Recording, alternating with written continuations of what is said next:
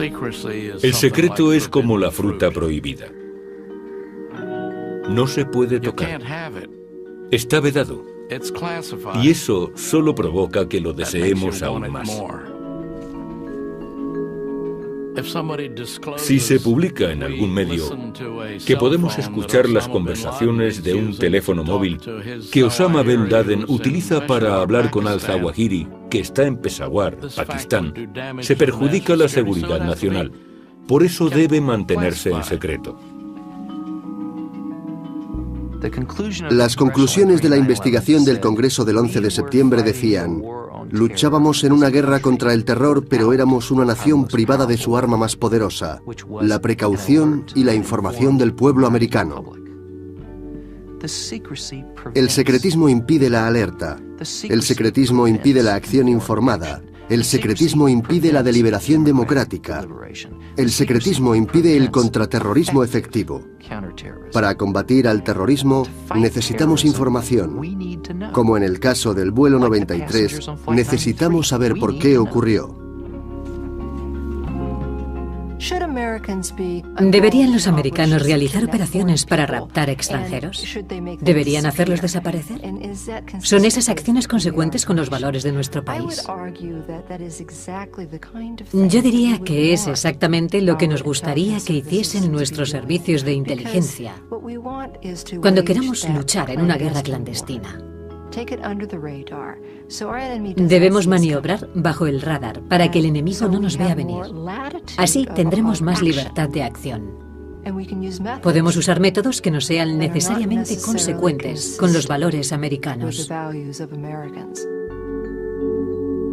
Top Secret, primera parte.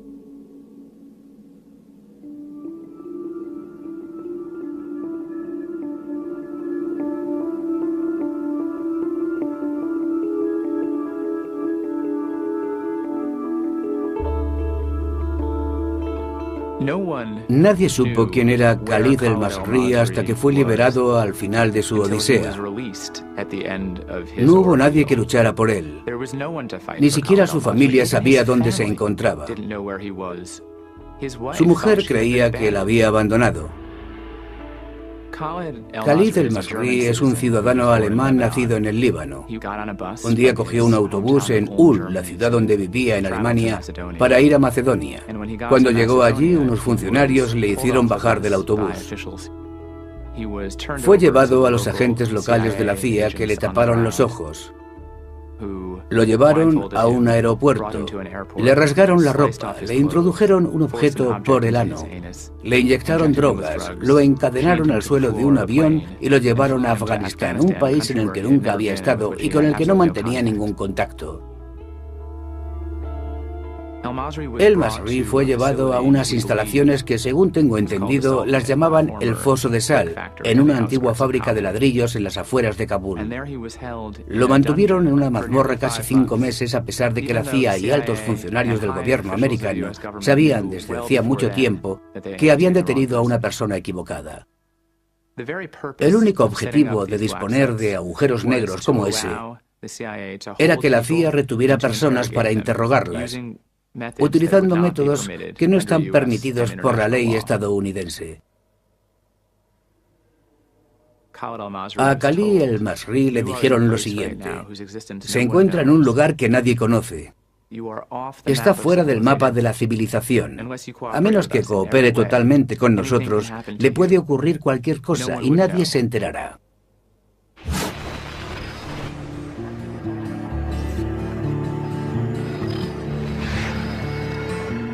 Es necesario mantener ciertos secretos para proteger la seguridad nacional de Estados Unidos.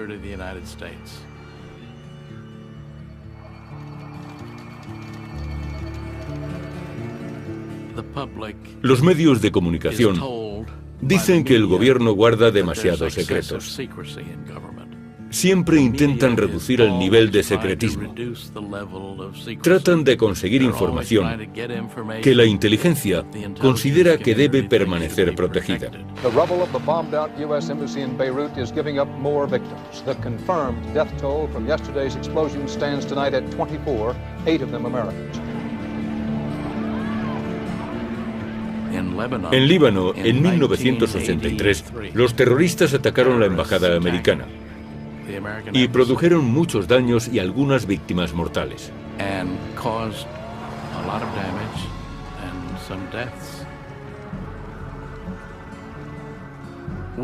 En la Agencia de Seguridad Nacional estuvimos escuchando las conversaciones de los autores del atentado y sabíamos quiénes eran y qué país les prestaba ayuda. Irán les daba soporte a través de Hezbollah. Esta noticia, de alguna manera, se filtró y no sé cómo llegó a manos de la prensa. Casi inmediatamente se cerró el canal que usábamos de manera tan provechosa para conseguir información de inteligencia sobre la guerra de esos terroristas. Perdimos una fuente muy importante de datos.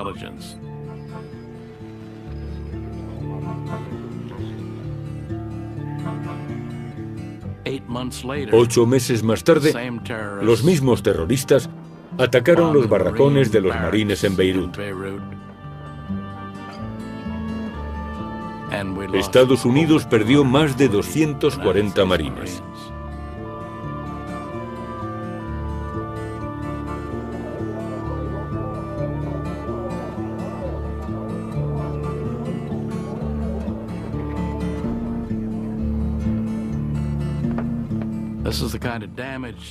Estos son los daños que se producen cuando hay filtraciones de información crítica.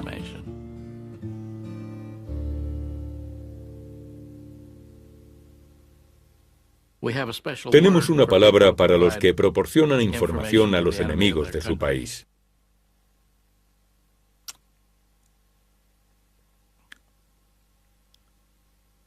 ¿Qué palabra es esa? ¿Qué palabra usamos? Traidor. Traidor.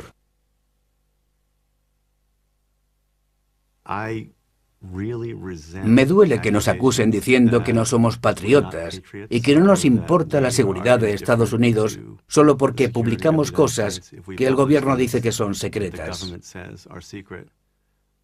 Yo opino que mi labor es tan patriota como la que hace cualquier soldado u oficial de inteligencia norteamericano. Creo que las personas que solo se ocupan de la seguridad no juzgan adecuadamente a la sociedad que se supone que deben defender. Creo firmemente que la afirmación de que el presidente, y solo él, puede decidir la información que nos llega es profundamente antiamericana.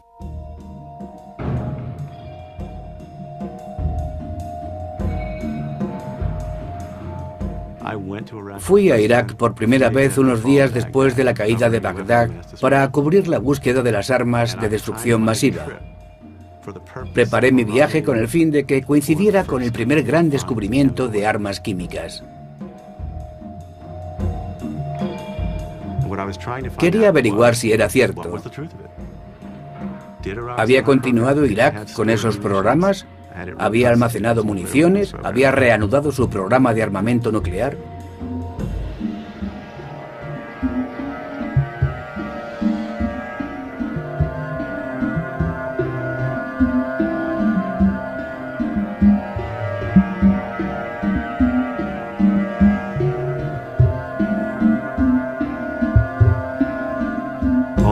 Eso era lo que afirmaba la administración Bush. Pero esas afirmaciones fueron perdiendo consistencia una por una. Sin embargo, el secreto de Estado cubrió el fallo de la búsqueda. Durante las mismas semanas que escribía mis reportajes en el año 2003, altos funcionarios americanos daban conferencias de prensa en Washington.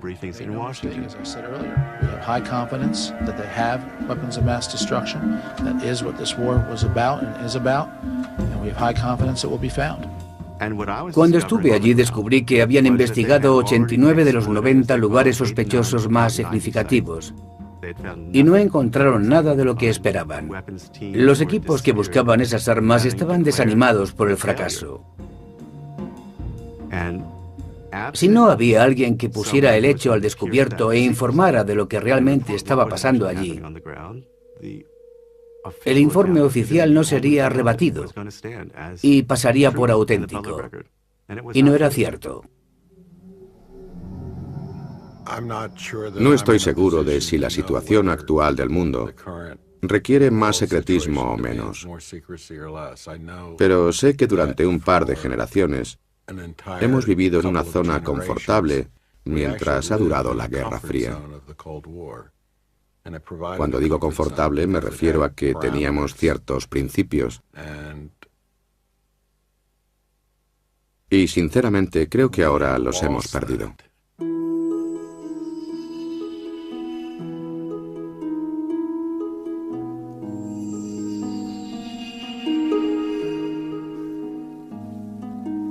Se genera mucha información, tanta que resulta imposible pensar que absolutamente toda pueda ser controlada.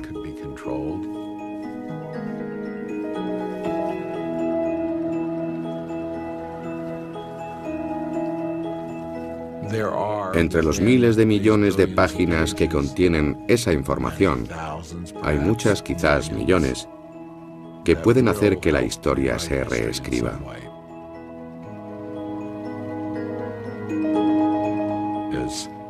Cuando con el paso del tiempo se desvele el secreto, conseguiremos una imagen más clara de lo que realmente ocurrió.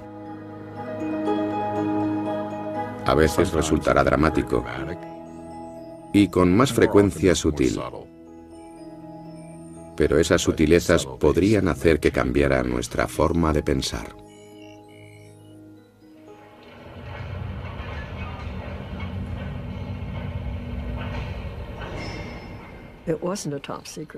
No era una misión de alto secreto, evidentemente nunca lo fue. Pero la presentaron al Tribunal Supremo como si lo fuera. En su día, habría sido muy importante, incluso para el Tribunal Supremo, que se hubieran conocido todos los hechos.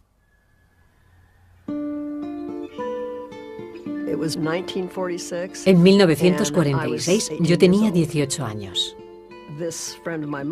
Y un día, una amiga de mi madre le dijo: este chico es realmente fantástico, Patty tiene que conocerlo. Durante 3 semanas no quise saber absolutamente nada de él y no salimos. Pero luego conocí a Bob Reynolds y las cosas cambiaron de inmediato. Sería el 1 de septiembre cuando nos conocimos y nos casamos el 30 de noviembre, muy pronto. Fue un verdadero amor a primera vista. Tuvimos una relación muy romántica que duró hasta que él murió.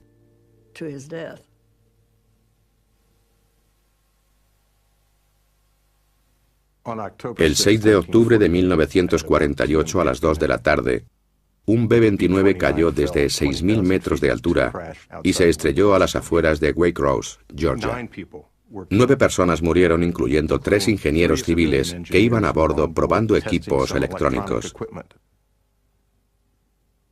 Albert Palva, William Browner y Robert Reynolds. A principios de 1949, las viudas decidieron buscar consejo legal y finalmente se decidieron por Drinker, Bright and Reed de Filadelfia.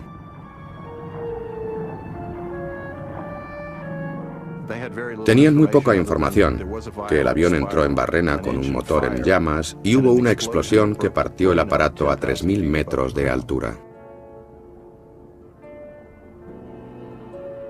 Algo había salido mal. ¿Se debería a una negligencia? Las viudas necesitaban pruebas, pero el gobierno se negó a facilitar el informe del accidente, alegando que la publicación de dicho documento perjudicaría la seguridad nacional, ya que la misión del avión era secreta y llevaba material confidencial. Sin embargo, los jueces emitieron una orden en la que decían: deben remitirnos los documentos con el objeto de confirmar la versión de la Fuerza Aérea. El gobierno pidió al Tribunal Supremo que revisara el caso diciendo: somos el Ejecutivo, necesitamos autoridad. Los tribunales menores nos la deniegan, pero es hora de que el Tribunal Supremo intervenga.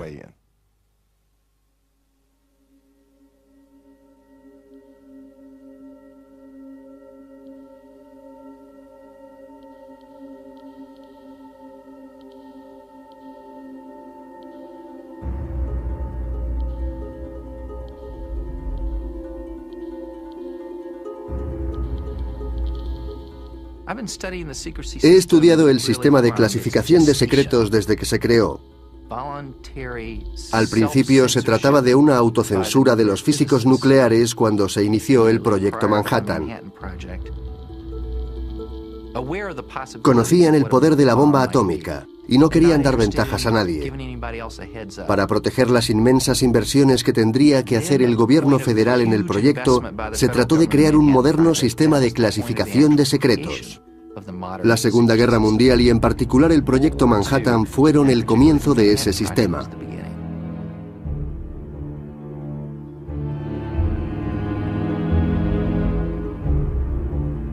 Estaban preocupados por si los alemanes ganaban la carrera de la bomba atómica.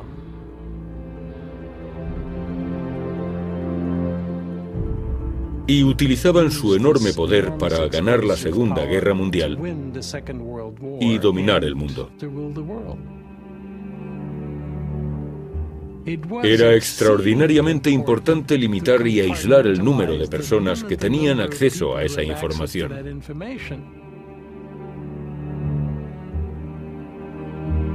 De ese secreto formaban parte incluso los cálculos de física para averiguar la cantidad de material necesario, cuándo se necesitaría, la pureza isotópica del material, las técnicas de fabricación, si sería necesario prensarlo, calentarlo, enfriarlo, etc. Todo eso fue considerado un secreto de tal magnitud que el mismo vicepresidente Truman no estuvo al tanto hasta que se convirtió en presidente de Estados Unidos.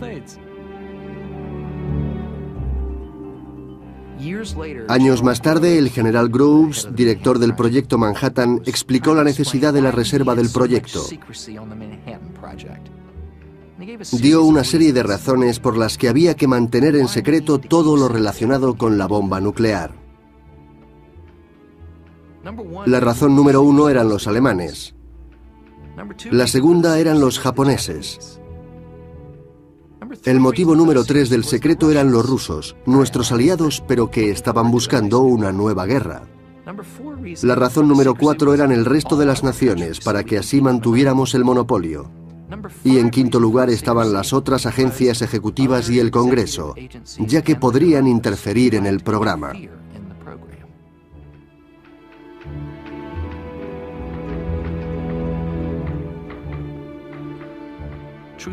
En esta ocasión, los burócratas dijeron la verdad. El motivo principal del secreto era el control y el poder.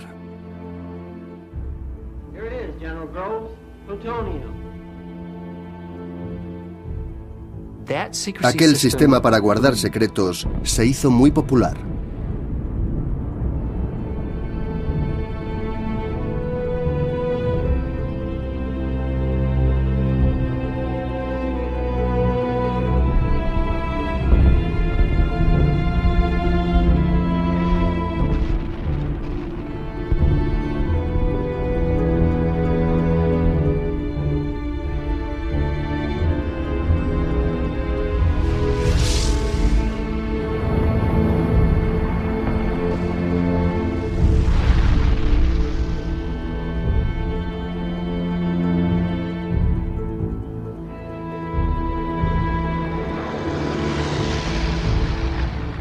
A partir de entonces se podía hacer con una sola bomba lo que antes necesitaba un inmenso esfuerzo militar.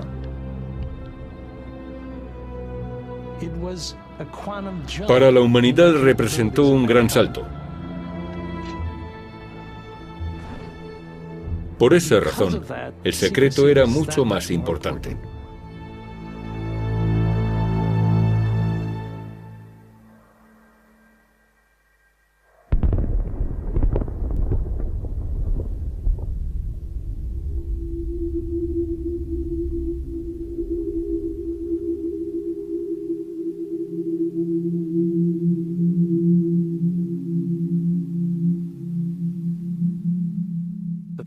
La comisión que investigó los atentados del 11 de septiembre descubrió que el secretismo había impedido el correcto funcionamiento de la seguridad nacional.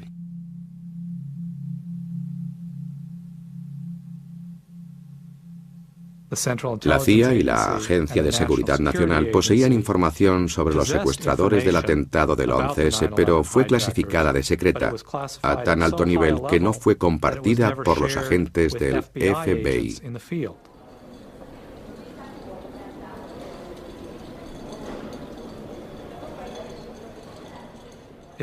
Fue una reducción al absurdo de lo que se supone que debe ser el sistema de clasificación de secretos.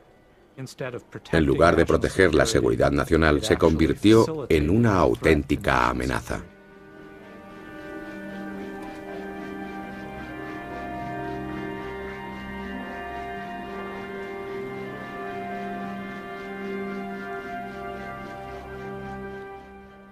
Los resultados de la comisión del 11 de septiembre mostraron que la inteligencia americana había fallado al establecer las conexiones pertinentes. Y un punto clave que la comisión no comprendió bien fue que hubo muy pocas conexiones buenas.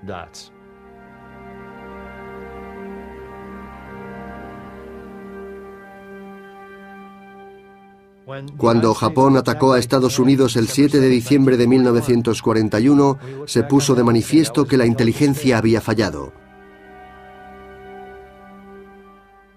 La inteligencia del ejército, la de la armada, disponían de información que podía haber prevenido el ataque.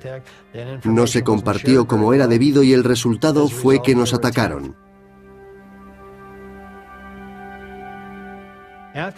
Después de la guerra, el Congreso vio necesario crear un organismo que filtrara y recogiera toda la información. Esa corporación se llamó Agencia de Inteligencia Central, la CIA. La nación necesitaba a alguien que controlara la información para prevenir los ataques por sorpresa.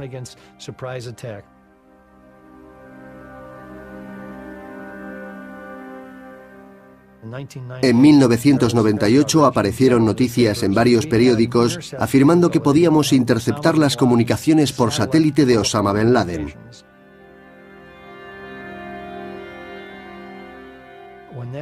Cuando la noticia apareció en la prensa, nadie se sorprendió, excepto quizá la propia prensa, de que hubiéramos perdido la capacidad de escuchar las comunicaciones por satélite de Bin Laden.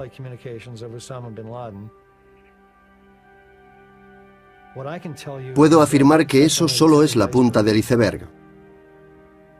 La captación de información requiere mecanismos secretos que si se divulgan son menos efectivos y en algunos casos desaparecen por completo. Ya hemos perdido una valiosa y productiva fuente de información del atentado más terrible en la historia de Estados Unidos. Es una vergüenza que ya no dispongamos de esa fuente, y la única razón por la que se perdió fue la innecesaria e inútil aparición en la prensa. La pregunta que se hacen los americanos es, ¿ha repercutido eso en mi beneficio? ¿Nos interesa a los ciudadanos que la prensa divulgue esa información?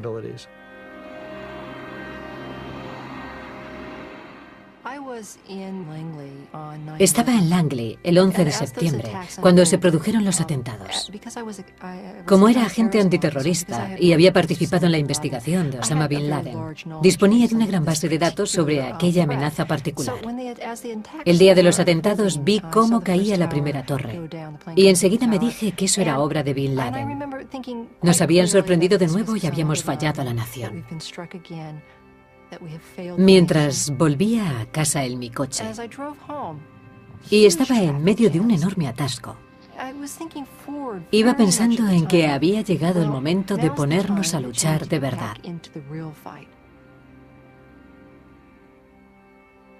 Ya no había dudas. Cuando atentan contra nosotros en casa, las reglas cambian.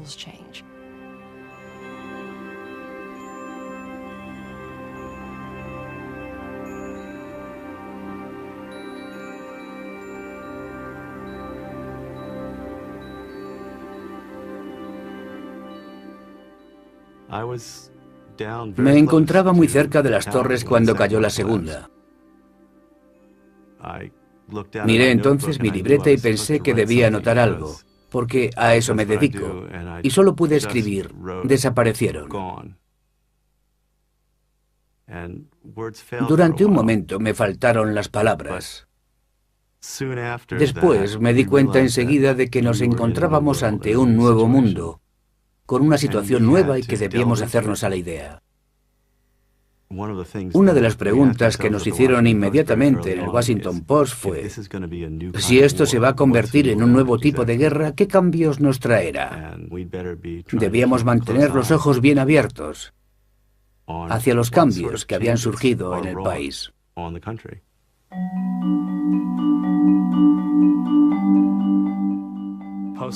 Después del 11 de septiembre, un velo de secreto cayó sobre gran parte del gobierno.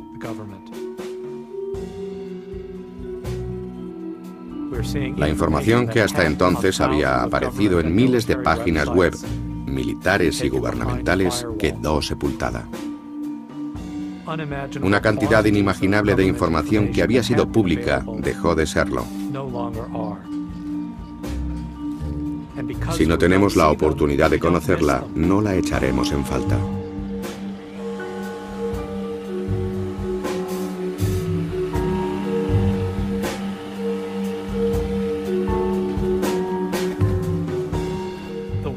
El mundo del secreto gubernamental es increíblemente amplio. Incluye miles de millones de páginas de documentos históricos.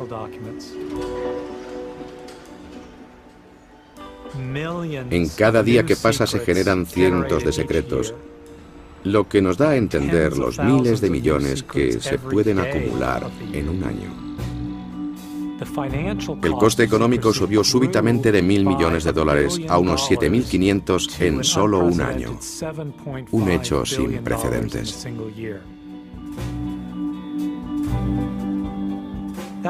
Ese es el presupuesto de un gabinete de una agencia del gobierno.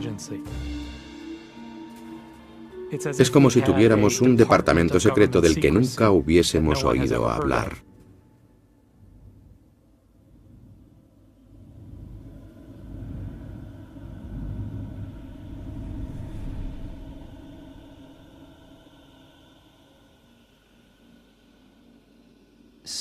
Los secretos son seductores en dos direcciones. En primer lugar está la seducción hacia el secreto mismo por parte de sus burócratas, ya que lo utilizan para conseguir, conservar y manipular el poder.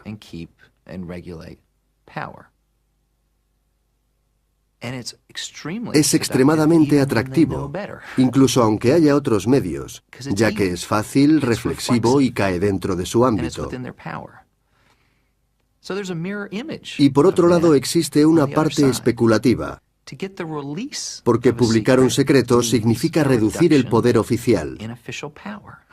Por sí solo yo creo que es un valor interesante, propio de los americanos.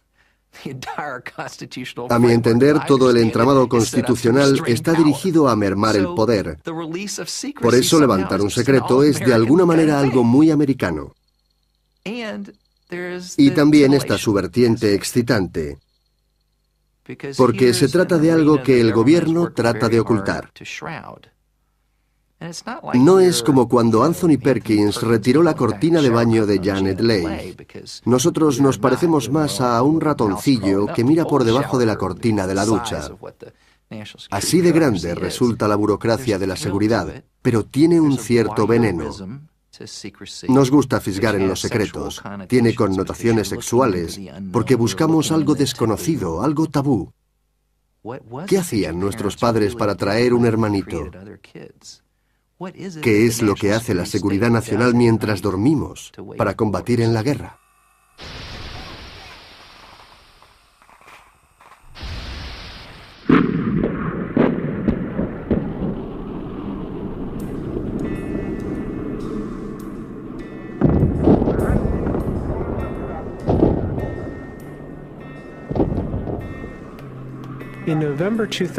En noviembre de 2001, Salim Hamdan huía por la frontera de Afganistán, tratando de llegar a Pakistán. Fue capturado por las fuerzas de la Alianza del Norte que después de escuchar su historia, la utilizaron para venderlo a los americanos por una cuantiosa recompensa. Los americanos lo llevaron a Guantánamo porque declaró que había sido conductor personal de Osama Bin Laden. Conocía a Bin Laden, pero no era más que un pobre diablo. Sin embargo, la administración pudo decir en su caso: hemos capturado a alguien relacionado con los terroristas. El 13 de noviembre de 2001, el presidente Bush emitió una orden militar para juzgar a los sospechosos de terrorismo de Guantánamo. Se encargó él mismo de preparar el juicio, quiénes serían juzgados y cómo serían juzgados. Decidió quiénes serían los jueces, eligió personalmente a la acusación y también a los abogados de la defensa. Su orden afectaba a los tribunales federales, que no podían revisar lo que se hiciera, ya que se trataba de información secreta que podía poner en peligro la seguridad nacional. El fiscal designó al capitán de corbeta Charles Swift de la Marina como consejero del señor Hamdan. Uno pensaría que iba a conocer a una mezcla de Al Capone, Adolf Hitler y Gengis Khan. Aquel tipo debía ser capaz de conseguir que América se arrodillara con solo levantar la mano. Alguien muy peligroso. Lo primero que me dijeron en cuanto entré es que me quitara la identificación que llevaba en el uniforme. ¿Pero por qué? Bueno, porque el acusado no debe saber quién es usted. Yo les dije entonces, un momento. Yo no defiendo a nadie sin que sepa quién soy. ¿Por qué no tenemos un poco de coraje y le decimos quién soy? Después de todo, eso es cosa mía. No, señor, así son las reglas. Bueno, pues no me voy a quitar la identificación. ¿Qué harán ahora? No se movió al verme porque llevaba esposas en las manos que estaban unidas a los pies por una cadena. Estaba algo encorvado y no podía moverse. Conseguí que le quitaran las esposas. Y aunque seguía con la cadena, pudo estrecharme la mano. Cuando me acerqué, me dijeron: no lo toque. ¿Qué pasa? ¿Es un oso? Este hombre no es un animal salvaje. Voy a estrechar la mano de mi cliente. Muchas gracias.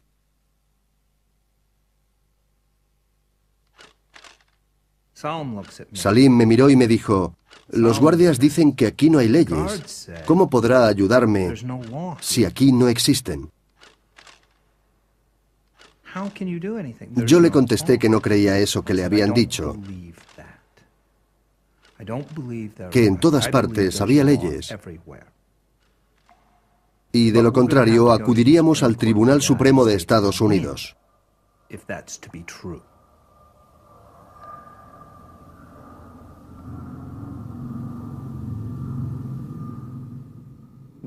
Nos enteramos de la pesadilla por la que estaba pasando Khalid el-Masri, como la mayoría, leyendo un artículo de un periódico. Decía que un hombre inocente había sido capturado por la CIA y había sido torturado en una prisión secreta. Parecía algo imposible. El movimiento pro libertades civiles, que representaba a Khalid el-Masri, presentó una demanda. Pero antes de que Tenet y los otros demandados respondieran ante el Tribunal Federal, la CIA presentó una declaración jurada secreta que decía que el caso tenía que ser sobreseído, porque podría perjudicar la seguridad nacional.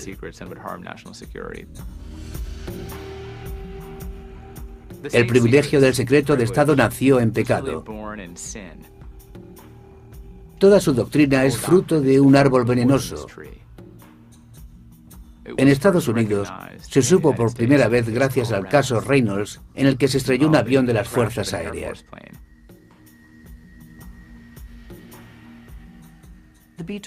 El B-29 estalló en el aire. Mi padre tenía 41 años cuando murió. Me acuerdo muy bien de que cuando era niña solía subir al ático. Allí había un par de cajas con fotos suyas. También había unos manuales de ingeniería del proyecto en el que había trabajado durante la Segunda Guerra Mundial. Resultaba emocionante mirar los manuales, aunque yo no tuviera idea de lo que era en realidad. Las páginas estaban marcadas con la palabra secreto. Después de que el avión se estrellara, todos los periódicos hablaron de aquel proyecto de máximo secreto. Eso añadía misterio a la personalidad de mi padre.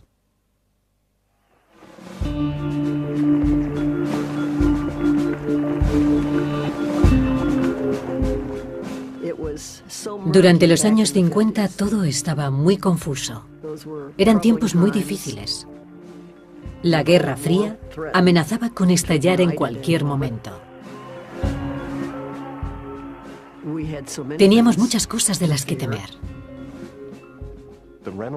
El caso Reynolds fue al Tribunal Supremo en el año 1952. Era una época en la que teníamos muchos temores.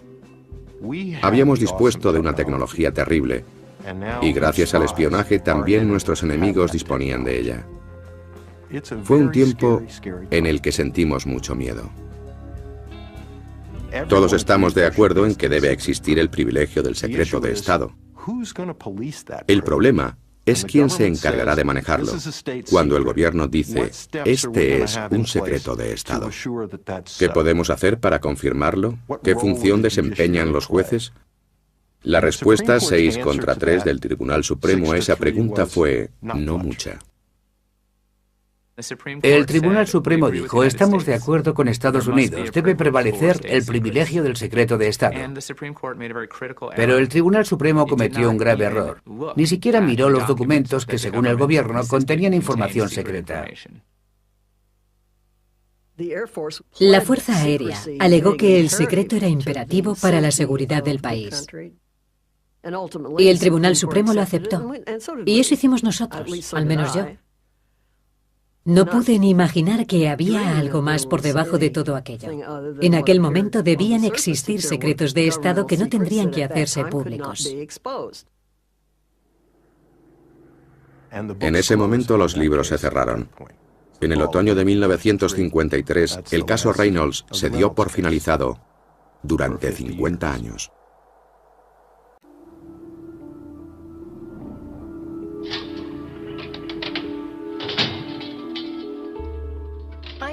Entré en el servicio de inteligencia durante la Guerra Fría. Para nosotros en la CIA era realmente una guerra muy sencilla. Sabíamos perfectamente quién era el enemigo y lo que quería.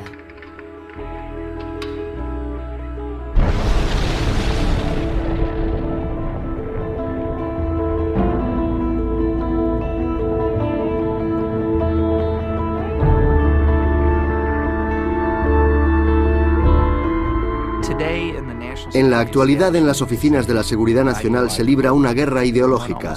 Incluso se podría decir que es una batalla cultural entre compañeros a los que yo llamaría guerreros fríos. Son los que creen en la información compartimentada, en la necesidad de saber, en los controles estrictos y en que haya mucho secretismo.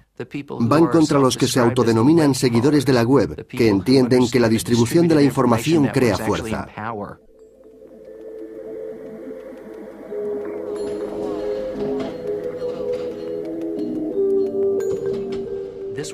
Esta guerra, desgraciadamente, la están ganando los guerreros fríos. Si examinamos el informe de la comisión del 11S, encontramos una acusación contra la forma en que se controló la información durante la Guerra Fría.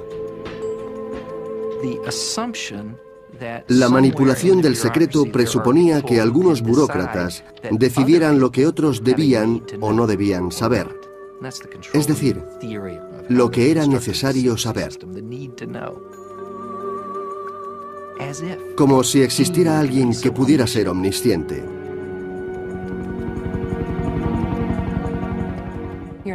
Supongamos que existen disturbios en Somalia y un analista somalí abre una investigación para tratar de averiguar lo que está ocurriendo. Esa persona solo tendrá acceso a cierta clase de información.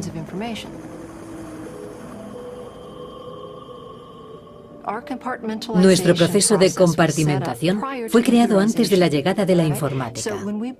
Cuando llegaron los ordenadores, empezamos a utilizarlos igual que cuando procesábamos manualmente la información. Por eso, cuando el analista somalí quiere averiguar lo que los cabecillas van a hacer, por ejemplo, de que se van a reunir con gente de Chechenia, Bosnia o Afganistán, al ser islamistas, podría llamarle la atención, pero no es lo que necesita saber un analista de Somalia, y ni siquiera puede optar a solicitar más información.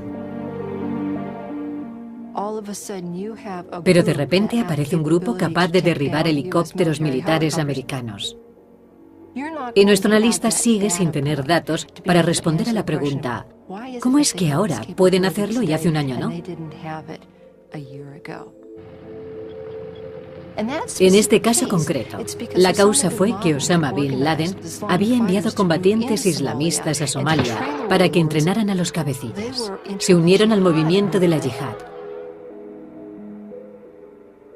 Pero el analista somalí no pudo tener acceso a esa información.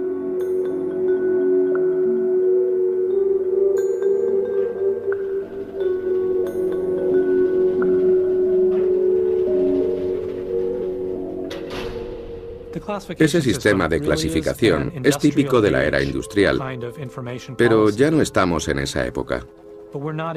Estamos en la era de la información, donde todo fluye de manera diferente. Si regulamos con rigidez el flujo de la información, decidiendo qué tipos de datos pueden llegar a esa persona, pero no a esta otra, pagamos un precio. Perdemos los beneficios que, inesperadamente, pueda aportar alguien por la red.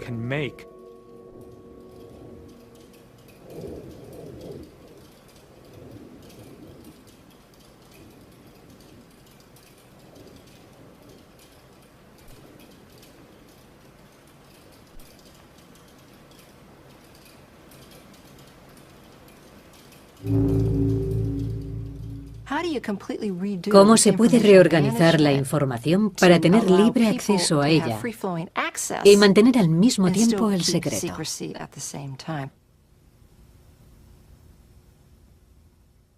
Nos falta mucho para conseguirlo, porque todavía no nos hemos librado de la idea fundamental, de que necesitamos proteger la información, incluso de nosotros mismos.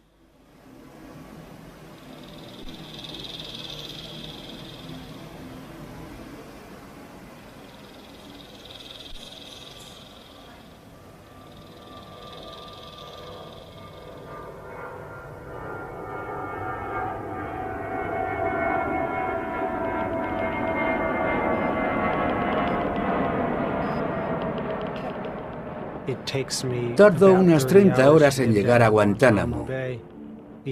Cada vez que voy tengo que levantarme a medianoche, conducir durante 4 horas y volar aproximadamente otras 15 horas siguiendo una ruta bastante complicada. Luego debo suplicar que me dejen entrar porque no entienden por qué he ido allí. No entro en sus esquemas donde solo se puede ser oficial o contratista. Yo pertenezco a otra clase diferente. Soy el tipo que ha denunciado al secretario de Defensa. Quien haya estudiado el sistema de justicia criminal norteamericano sabe que hay una regla básica que no se puede incumplir en ningún caso: excluir a alguien de su propio juicio. Pero, de acuerdo con las órdenes del presidente Bush para proteger los secretos, se permitía que los acusados fueran excluidos de sus propios juicios. Literalmente podían ser condenados a muerte de acuerdo con una información que nunca habían visto. Si llegamos al extremo en que se puede ser verdugo sin decírselo a nadie y se puede juzgar a alguien sin que nadie se entere y obrando en secreto, ¿qué nos queda? ¿Qué nos queda? Si puedo decidir que alguien permanezca en prisión el resto de su vida y que sea yo únicamente quien conozca los motivos y además no se los comunico a nadie, ¿qué nos queda entonces? Sin duda se trata de que el poder del presidente no tenga límites. El presidente y nadie más decide cuáles son sus poderes. Básicamente eso es lo que quieren hacer en las comisiones. En esencia, eso es lo que se pidió para los interrogatorios, los pinchazos telefónicos y las gestiones que debían hacerse en secreto. Pero en el caso Hamdan se presentó la oportunidad de tirar de la manta y dejar al descubierto esta cruda noción de poder. La dicotomía no está entre la seguridad nacional y el libre acceso a la información. La división está entre el secretismo y la seguridad. El secretismo no nos hace estar más seguros. Hay mejores formas de estarlo. Con menos secretos se podría conseguir que estuviéramos más seguros. Cogimos a Unabomber porque publicamos su imagen en los periódicos. Y su hermano, que estaba en los suburbios de Illinois, leyó el Chicago Tribune y se dijo, parece una locura. Ted está en la cabaña de Montana, llamaré al FBI, y lo atraparon. 12 años después del atentado, cuando publicaron una información que había estado ocultando, lo detuvieron. En este caso, el secretismo había impedido que hubiera seguridad.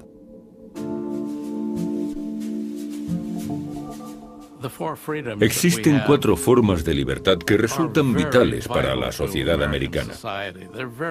Son realmente importantes. Y la libertad de prensa es algo fantástico.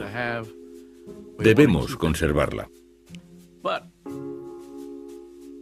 Pero nosotros, los que tratamos de proteger la información delicada sobre la seguridad nacional, somos los únicos responsables ante la sociedad de proteger esa información en su propio beneficio.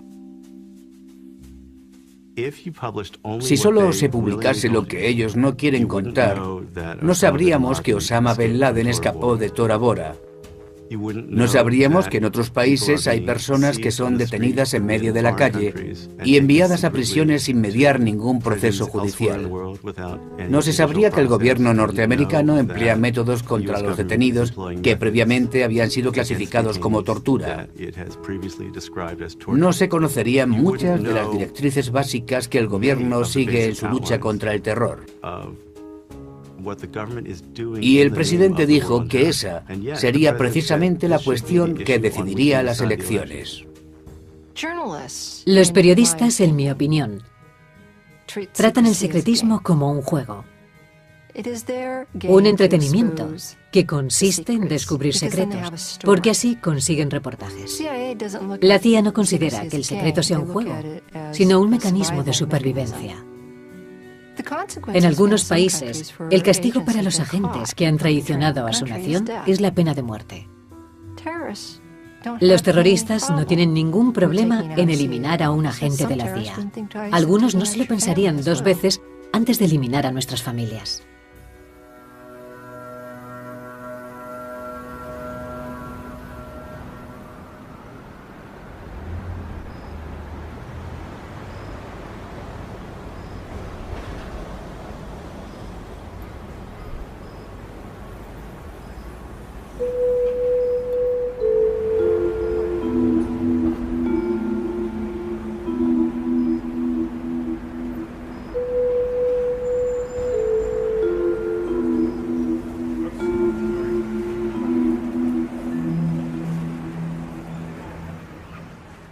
La información es poder. La información es fuerza. De hecho, alguna es tan poderosa que incluso puede llegar a convertirse en algo muy peligroso. Dios creó el universo con la palabra. Algunas palabras son tan intensas que su poder de creación o de destrucción es casi ilimitado.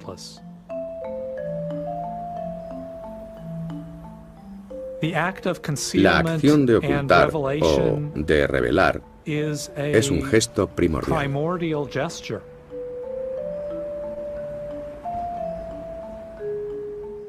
En términos bíblicos, lo primero que Adán y Eva hicieron después de comer del árbol de la ciencia del bien y del mal fue cubrir su desnudez.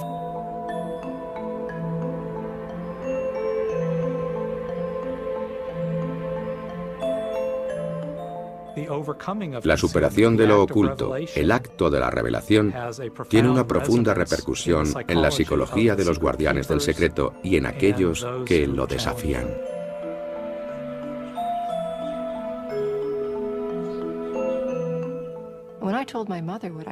Cuando le dije a mi madre lo que había hecho para ganarme la vida durante las últimas décadas, creo que por poco le da un infarto. Temí que empezara a preguntarme, ¿aquel tío era un espía? ¿Qué hacías tú en ese momento? Había muchas cosas que le habría gustado saber. Yo había abierto la caja de Pandora. No he podido disfrutar de muchos momentos de mi vida con mi familia y mis amigos, porque he llevado una existencia clandestina.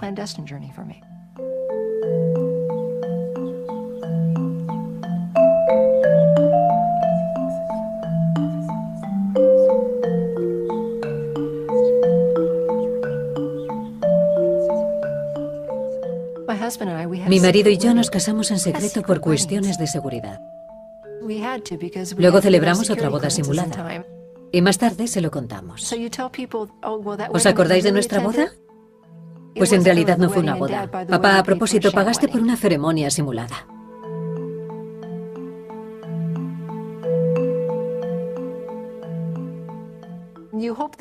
Esperábamos que la gente se riera y se lo tomara a broma, pero habíamos traicionado su confianza. Y esas cosas se notan con el tiempo.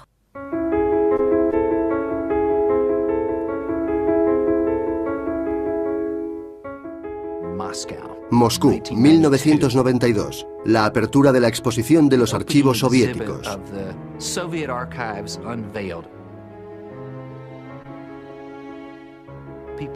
La gente hace cola alrededor de la manzana. Yo también estuve allí.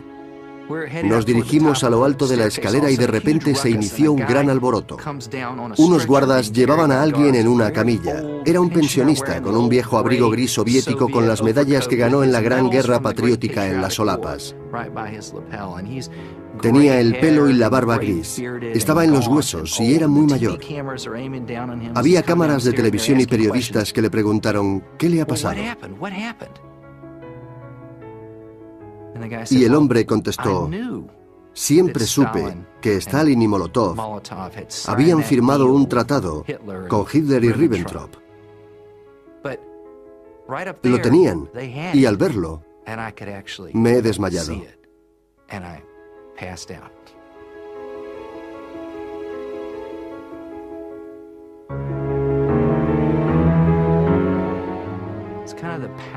Se desmayó debido al poder que emanaba aquel documento y lo que representaba. Podía no ser auténtico y seguramente no contenía toda la verdad, pero poseía un extraño don de autenticidad con poder propio.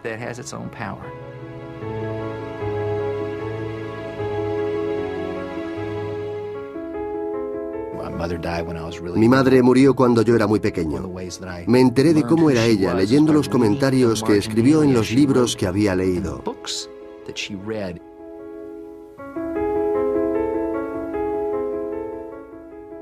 Yo leí El infierno de Dante, no por el libro en sí, sino por sus notas, porque quería averiguar qué tipo de persona había sido mi madre.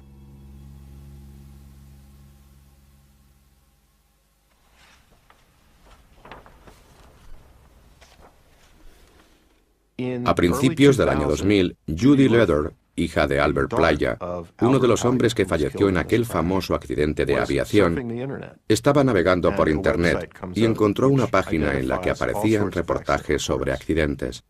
Judy se emocionó mucho porque iba a saber lo que le había ocurrido a su padre. Cuando murió solo tenía 6 semanas. Nunca lo conoció. Fui al buzón de correos y encontré un sobre grande de color manila. Me acuerdo de entrar en el salón y de sentarme en el sofá para ver lo que contenía.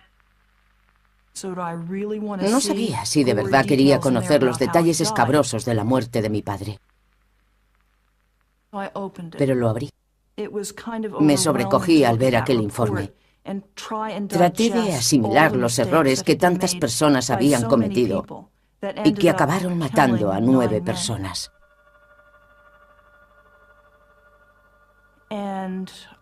Entonces pensé que había otra mujer que podría beneficiarse de lo que yo había encontrado. Cuando recibí el informe del accidente y lo leí, me di cuenta de que era devastador. Hubo problemas con los sellos de calor. La Fuerza Aérea había aconsejado que no se volara hasta que no se cambiaran esos sellos. Pero no cambiaron ninguno. Cuanto más leía, peor me sentía.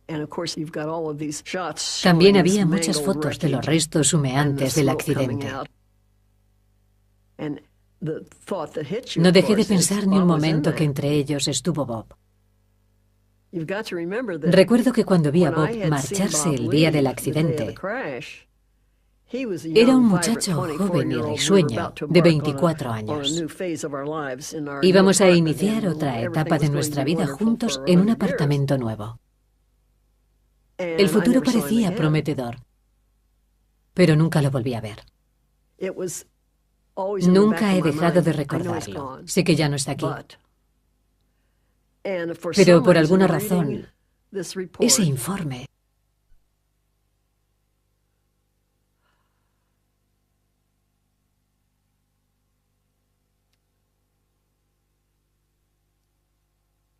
me lo trajo al presente. No se hizo ninguna mención al proyecto en el que iban a participar esas personas, tampoco sobre el equipo que llevaban, lo que trataban de hacer, ni de cómo debían de hacerlo en aquel vuelo. El informe describió un accidente terrible y puso al descubierto una negligencia muy grave por parte de la Fuerza Aérea Norteamericana. No hicieron lo que debían. Eso no es ningún secreto.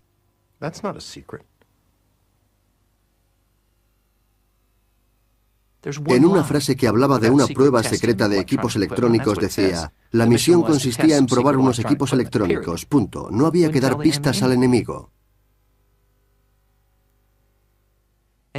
Por ello, el gobierno presentó unas declaraciones juradas, suficientes para que el Tribunal Supremo no escuchara a las viudas.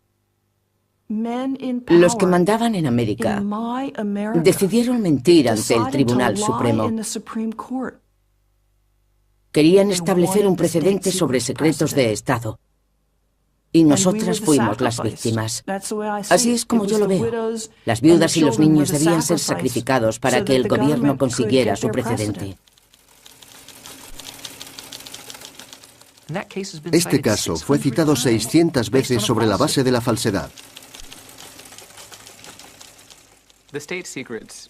El privilegio de los secretos de Estado fue creado por medio de una mentira que permitió al gobierno mentir una y otra vez. Pero lo asombroso es que el gobierno siga privilegiando actualmente los secretos de Estado para conseguir inmunidad. No espera a que un demandante pida información. Tan pronto como se inicia el caso, dice: este caso no puede ser juzgado. Así nos encontramos ante una situación sorprendente en la que los perpetradores, la gente acusada de conducta anticonstitucional, se presentan ante el Tribunal Supremo y dicen: no hay nada que investigar, todo el caso es secreto. Si siguieran adelante, perjudicarían a la seguridad nacional. Y gracias a eso, sin examinar las pruebas supuestamente secretas, algunos de los casos más significativos de la historia judicial americana fueron desechados desde el principio. El caso Reynolds debió ser una prueba suficiente de que el privilegio del secreto de Estado tiende al abuso. Y para los que no quedaron convencidos, el caso Khalid el-Masri es el caso Reynolds de la última década. Si no se tiene que responder por lo que se ha hecho, si no se tienen que dar explicaciones a personas imparciales, se pueden realizar impunemente una serie de afirmaciones que son totalmente falsas. En la oscuridad, uno puede encontrarse absolutamente perdido.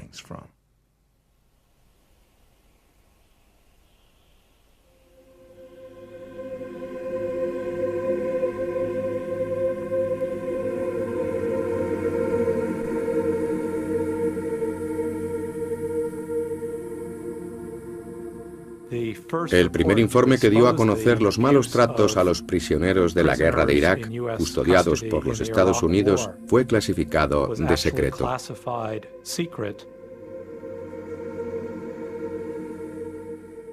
Pero de acuerdo con la normativa, el sistema de calificación no puede ser usado para ocultar actividades criminales, como ocurrió en este caso.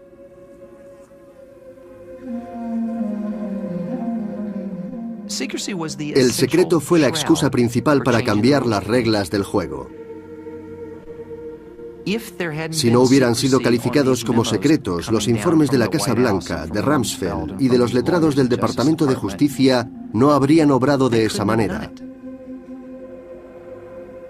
Incluso después del 11S existe todavía información que no se puede solicitar ni en caso de autodefensa. El secretismo ha permitido saltarse los precedentes legales y las leyes vigentes. La guerra es brutal y sangrienta. En ella aparecen los peores instintos de la humanidad. Durante siglos, las personas civilizadas se han esforzado en intentar que la guerra se realice dentro de unos límites morales. No hay que matar civiles. Existen reglas para tratar a los prisioneros. No se deben utilizar armas de destrucción masiva. Cuando el país quebranta esas reglas, es a nuestra costa, porque esas reglas nos protegen más a nosotros que al resto. Sin embargo, con la excusa de que los de arriba han dicho fuera los guantes con todo el aparato envuelto en el secreto y con el pretexto de las guerras, nos quitamos de verdad los guantes, nos ponemos la capucha y sacamos a relucir los electrodos y los malos tratos.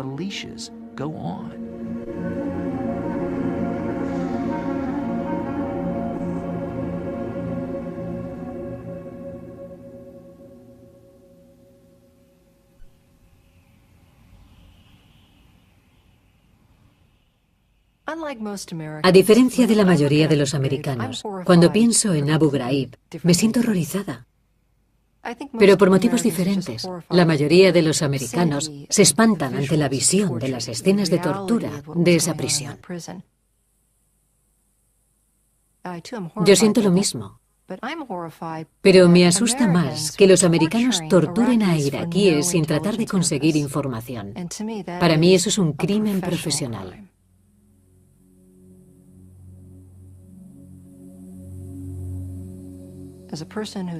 Tengo mucha experiencia en el trato con sospechosos que se niegan a cooperar.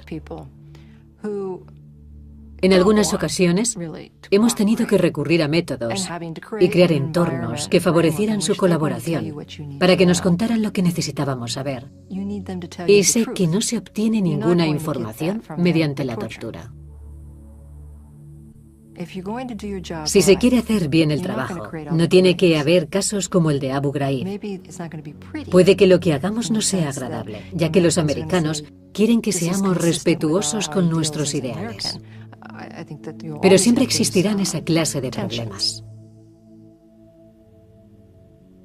Hay que mantener confundido al enemigo para que no sepa que actuamos contra él.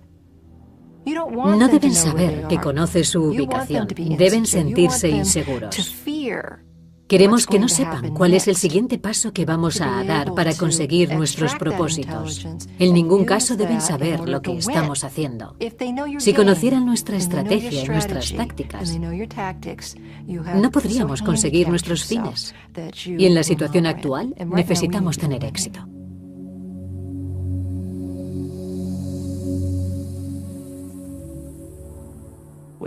Lo que me fascina de las técnicas que usaron en el caso Abu Ghraib es que son exactamente las mismas que se utilizaron en América Central durante los años 80. Son iguales a las que emplearon los survietnamitas y sus jaulas de tigre en Vietnam durante los años 60. Son técnicas universales. Probablemente sean las mismas, a excepción de la mecánica moderna, que Nabucodonosor empleó contra sus prisioneros en el desierto iraquí hace un par de milenios. Y eso se debe a la profunda maldad que existe en el alma humana. Se recurre a ella en condiciones extremas. Y el secreto es una de sus justificaciones. Siempre recurrimos a las viejas técnicas.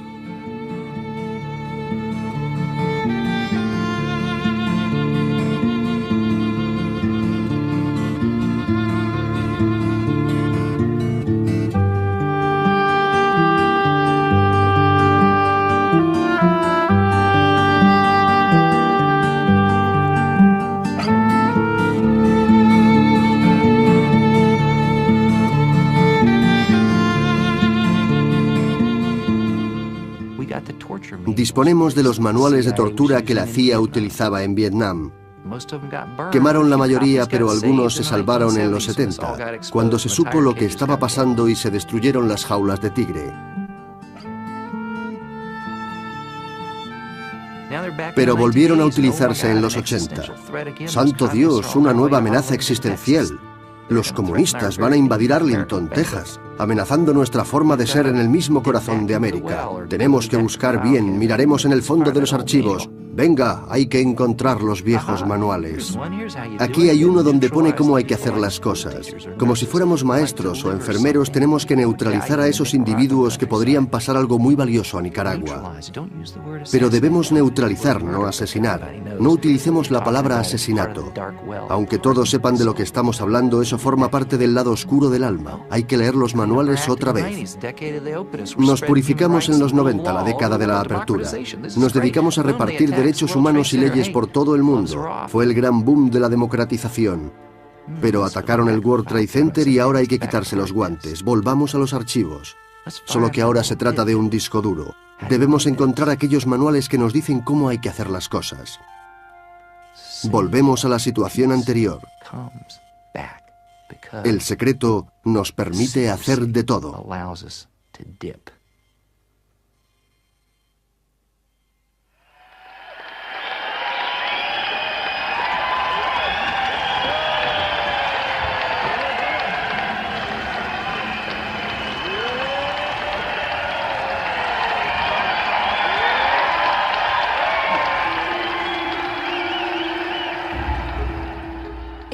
A mediados de los años 90 el mundo parecía más seguro, pero era porque teníamos unas vendas en los ojos.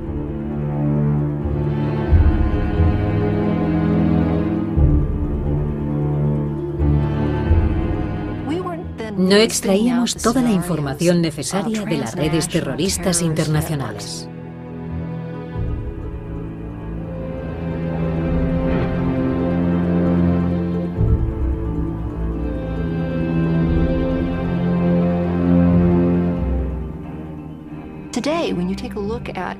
En la actualidad, cuando echamos un vistazo a las amenazas que nos rodean, nos damos cuenta del auténtico potencial que tienen las organizaciones terroristas para construir armas de destrucción masiva y emplearlas contra una gran ciudad.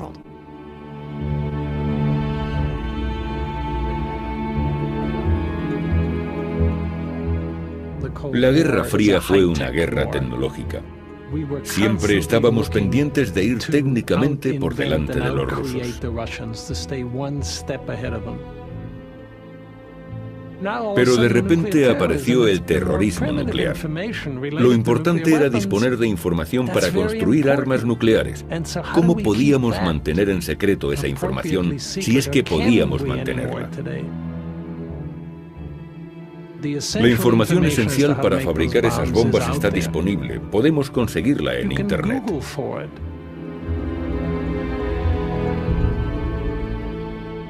Una sola bomba que explotara en Nueva York, Moscú o Berlín tendría una enorme capacidad de destrucción.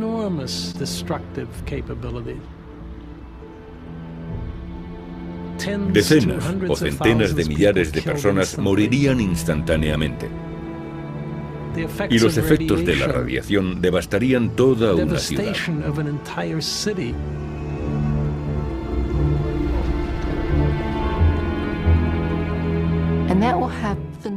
Y esto produciría un gran impacto en la forma de vida de los americanos. Resulta inimaginable pensar que una bomba sucia, estalle en Londres y no tenga repercusión en América. Los americanos dejarían de tener la impresión de que disfrutan del lujo de una sociedad abierta y libre.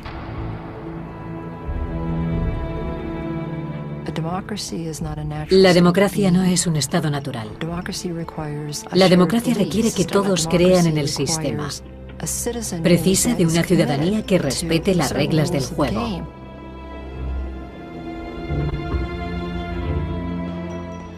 Y si cambiamos esas reglas por miedo a los terroristas,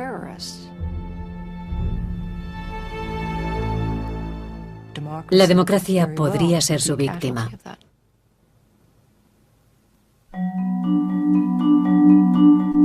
We'll hear argument in number 05184, Hamdan against Rumsfeld. Mr. Cadiel, you may proceed. Justice Stevens, and may it please the Court, we ask this Court to preserve the status quo, to require that the President respect time-honored limitations on military commissions. Cuando fui aquella mañana al Tribunal Supremo, me quedé sobrecogido por su majestuosidad. El más alto tribunal del país atendía la demanda de un hombre que había sido acusado de conspirar con uno de los individuos más perversos y que demandaba al presidente de los Estados Unidos, el hombre más poderoso del mundo. La gravedad del momento nos hacía literalmente contener la respiración. La importancia de lo que estábamos haciendo era al mismo tiempo emocionante y aterrador. No podíamos perder. No hubiera sido suficiente decir, lo hemos intentado. Con eso no bastaba. Teníamos que ganar. I have the disposition to announce in number 05184, Hamdan against Rumsfeld. El día del fallo estaba sentado en la sala con el comandante Swift a mi lado. El juez Stevens empezó a leer la decisión. We decide in effect that Congress has denied the President the legislative authority to create this military commission. Nothing prevents the President from returning to Congress to seek the authority he believes necessary, and no emergency stands in the way. Seguí trabajando en 20 aspectos o más relacionados con el caso, pensando y comprobando que se había fallado a nuestro favor. Definitivamente me di cuenta entonces de que habíamos ganado.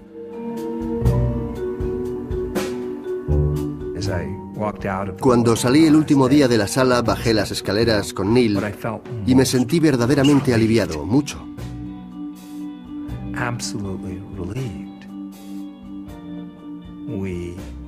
No había ido mal.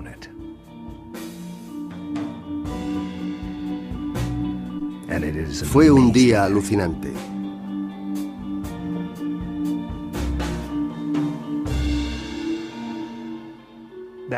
Aquella misma tarde, la Casa Blanca anunció que tendrían que cambiar la ley.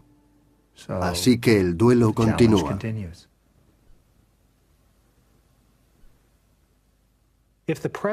Si el presidente, en nombre del Poder Ejecutivo, ha hecho cosas que violan leyes aprobadas por el Congreso y tratados ratificados por el Senado, tendremos que decir que eso estaba permitido el 15 de septiembre de 2001, pero que años más tarde se trata de una amenaza fundamental contra la democracia.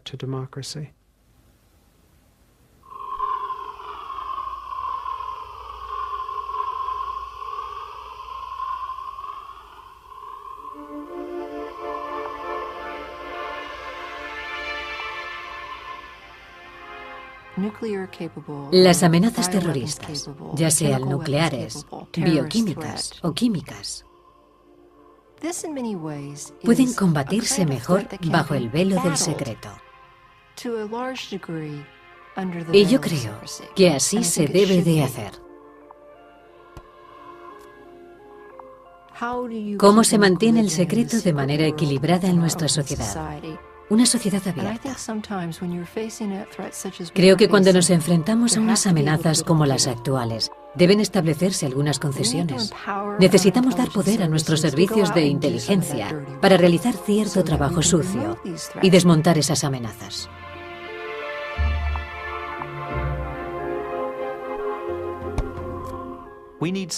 Algo de secretismo es necesario. Todos guardamos algún secreto. Posiblemente esos secretos harían que el mundo fuese mucho más peligroso. La mayoría de nosotros, si juzgáramos esa información con sentido común, acabaríamos reconociendo que debe ser protegida. Por ejemplo, el diseño de las ojivas químicas binarias. Si Gaddafi hubiera sabido cómo hacerlas, no hablaría de desarme en la actualidad y nosotros tendríamos muchos más problemas en Oriente Medio. Esos son secretos necesarios. Pero el problema no solo son los secretos, sino la abrumadora tendencia de la burocracia a controlar todo y a aumentar su propio poder.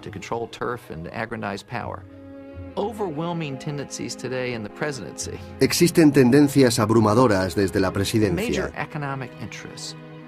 Y hay grandes intereses económicos y burocráticos que promueven un mayor secretismo, sin que nada ni nadie se oponga. Cuando aparece el secretismo, ya no somos responsables. Sin duda, es más fácil vivir sin aceptar nuestras responsabilidades con el país.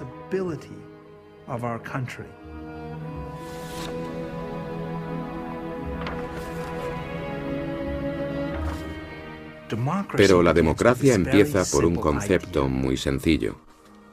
Todos somos responsables.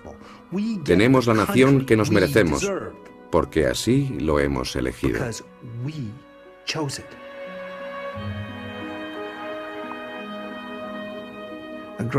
El carácter de una gran nación es lo que la hace realmente grande. Y nuestro carácter se formó sobre una sociedad basada en el respeto por la ley. Ahí reside precisamente su poder.